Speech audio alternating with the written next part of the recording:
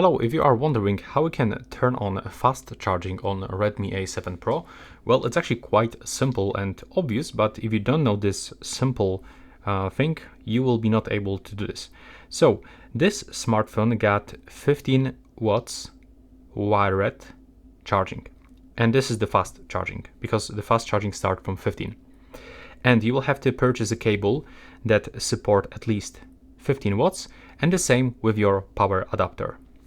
And once the both devices supported, so cable and charger, you can find this animation on your screen with a fast charging information. So you don't have to actually go for a settings and turn on the fast charging.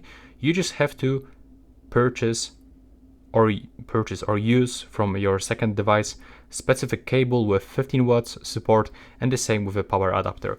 Of course, you can use much more powerful adapters and cables, like for example for me I have 100 watts.